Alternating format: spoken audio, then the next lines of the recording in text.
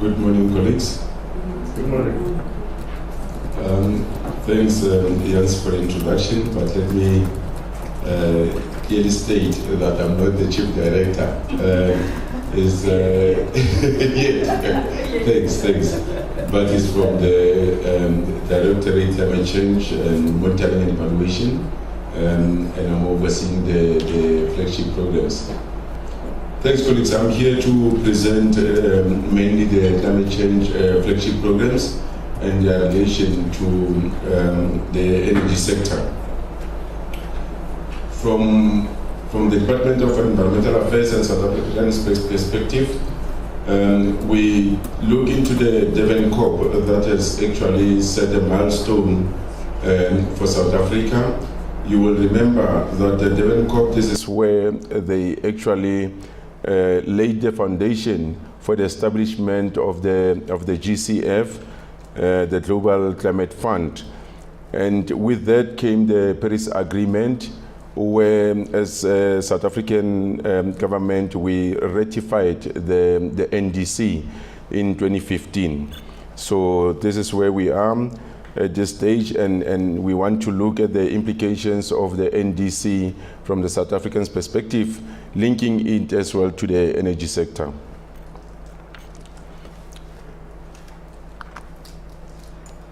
The ratification of the NDC has preempted now for South Africa to be signing or to be submitting the NDC every 5 years.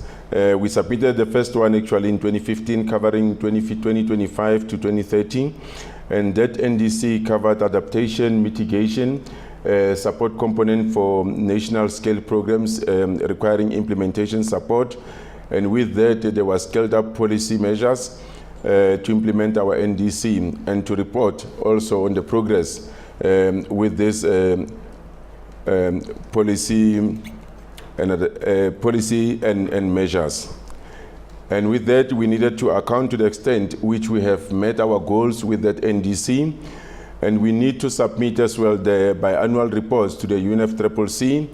And there's also the TNC, the Third National Communication, with the implementation of our National Climate Change Response, including as well as adaptation to the UNFCCC. And we also have been encouraged with the ratification of the NDC to develop a long-term low-carbon development strategy. Within the NDC, this is what we are looking for. We are looking at from the energy sector, the GHG emissions reduction pathways for South Africa. If you look at that graph, you're looking at that, which color is that? The orange-brown. That is where we are having a business as usual. No interventions have been made to the greenhouse gas emissions.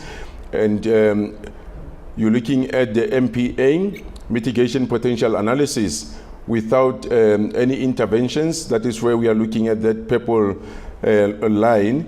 And we are looking at that MPA, mitigation potential analysis, with the existing measures. So we are looking at the emissions trajectory from 398, which will decline in 2050. But when you look at the NDC, there will be a peak plateau decline between 2025 and 2030.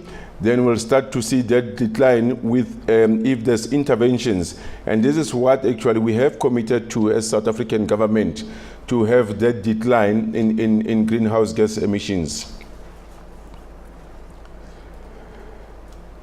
As I said, there will be a peak between 2025 with the existing measures. Then there will be that plateau, but we want to see that decline going forward within the emissions trajectory range of 398 to 614 megatons CO2 equivalent.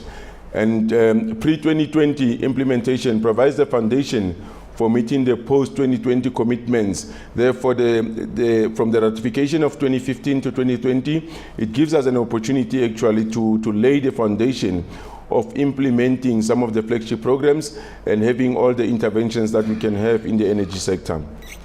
The governance framework comprises 4 key elements. which is the MPA, Mitigation Potential Analysis, the carbon budget, the mitigation plans, and we have the GHG reporting systems.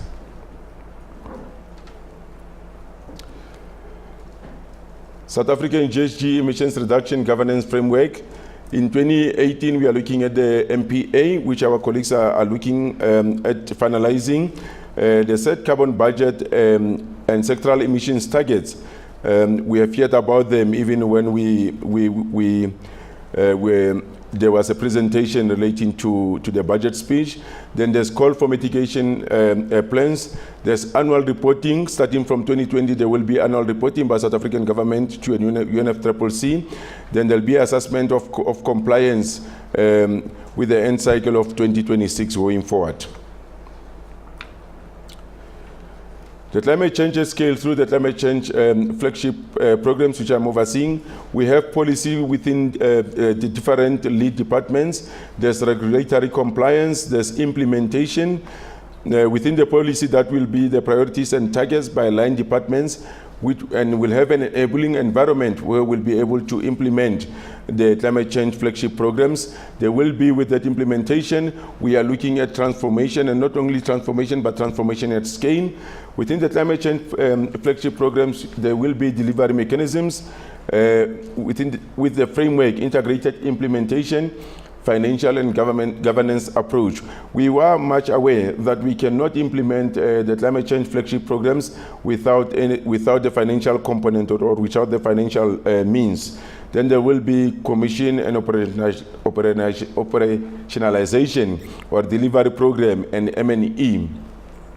So what we are at the end will be developing a project pipeline and a project rollout, and we are very much aware that we cannot implement this climate change flagship programs as national departments, but we need the other actors within the government spheres, which will be your national government departments, your provincial government departments, and your private sector. We cannot do this alone without the intervention and collaboration of the private sector to implement these climate change flagship programs.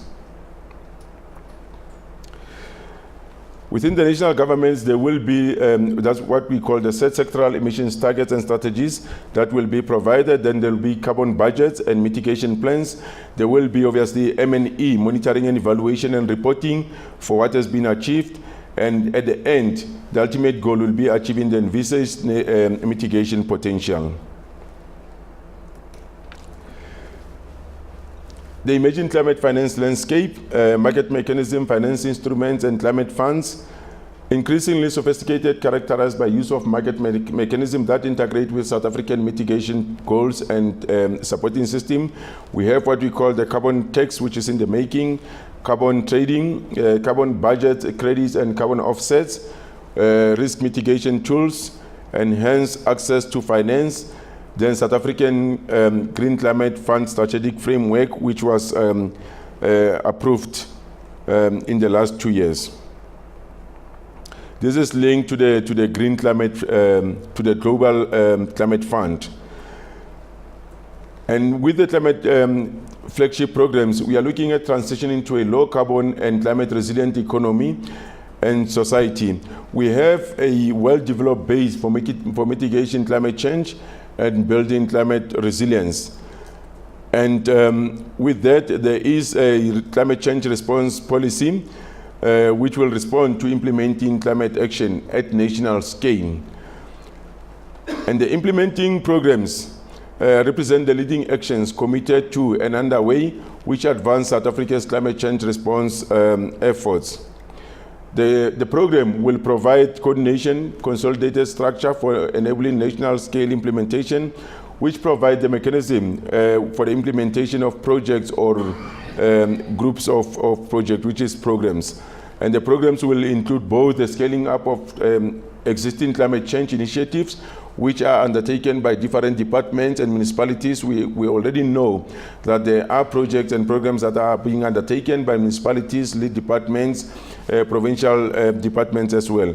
And also new initiatives that are ready to come on stream by 2020, I can give an example of HySA hydrogen fuel cells and the other technologies or flagship programs that are coming on board. The flagship program's goals, they respond to three challenges facing South Africa and other countries as global efforts to address the climate change and to intensify. Those are demonstrating the course of actions needed to respond to climate change and efficiently unlocking and realizing significant social and economic benefits and attracting resources at scale required to meaningful transformation. And lastly, it's igniting national scale action at the speed required to respond to climate change. That's why we call them climate change, near-term climate change response. These are things that needs to be implemented now, not something that can be implemented in 2030. And we are talking about attracting resources, unlocking those opportunities that the climate change flagship present, and removing the barriers for the entry of the private sector participation. The prioritized climate change flagship programs as outlined in the NCCRP for 2011, we are looking at agriculture, food systems and food security, energy efficiency and energy demand management. We are looking at CCS, which is the carbon capture storage, land, oceans, biodiversity and ecosystems, low carbon climate resilient built environment, communities and human settlement, low carbon climate resilient transport systems, there's renewable energy, there's waste management, there's water conservation and water demand management. What we are looking at today is energy efficiency and energy demand management. The GCF result, we have linked this with the GCF, which is a Global Climate Fund, to the climate change flagship programs. We are having small, medium, and large-scale low-emissions power generation and low-emissions energy access. This is renewable energy. And the outcome statement for that is widespread development, integration, use, and affordable access to South Africa's abundant renewable energy resource, driving innovation, localization of renewable energy services and technologies, energy security and economic growth. The energy efficiency of building and appliance and energy efficiency of industrial processes, which is energy efficiency and energy demand management. We are looking at agent, comprehensive and coordinated large-scale implementation of energy efficiency measures and technologies across all sectors of South African economy and society, stimulating the establishment of inclusive and localized energy efficient energy services and technologies. As South African government, with the lead department being the Department of Energy, we have submitted an application to the NAMA facility, which is National Appropriated Mitigation Actions, to the tune of 20 million euros. And we call it a VNAMA because it's the vertical integration within the implementation of that from the national government to provincial and municipalities. So all spheres of government have been included in this application, hence we call it the vertical integration for the mitigation purposes. And with that, we are looking at bringing in the private climate finance or the private sector for climate finance. And there will be monitoring and evaluation, which is evidence provided that GHG mitigation targets can be met and flagship programs can be implemented.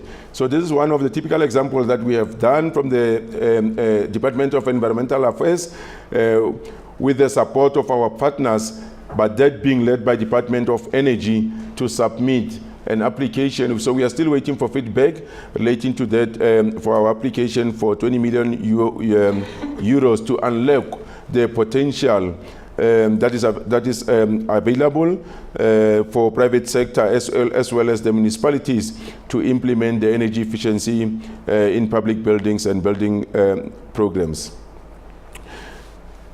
This is the structure that we are looking at, that we have submitted to the NAMA facility.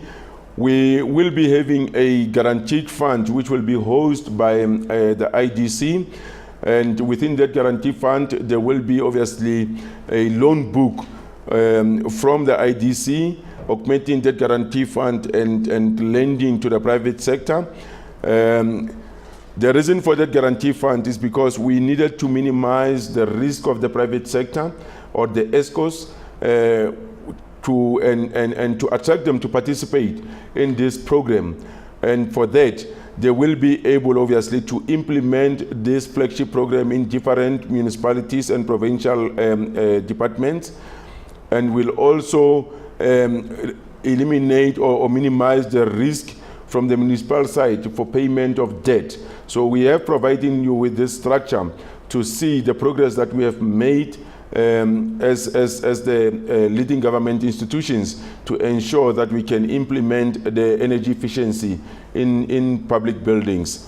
So there will be an office that will be created, that is what we call the IPSO, that will ensure that within the government or within the municipalities and provincial governments, there can be standardized approach relating to the procurement, because that is creating problems for now with the PFMA Act. We are looking at bringing that together in this office and unlocking those barriers, unlocking those opportunities and removing those barriers to ensure that we'll be able to implement this.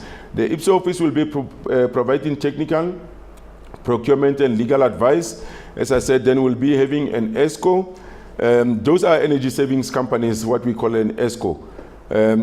So they will be able to go to the IDC and apply for loans, which will be obviously with that money they can be able to implement the flagship programs. There will be a guaranteed savings model within the ESCO and the municipalities for the implementation of that, because we are moving away where people can just implement or bring in a technology and after 2 years it's not working. So the commitment from the ESCOs, we want them to, whatever technology that they bring, they can be able to guarantee the savings to the municipalities or to the provincial governments, that at the end both parties will be able to benefit from this structure. The municipality will be able to have a cost savings to their energy debt, but also they will be able to contribute to the South African commitment toward reducing our GHG emissions.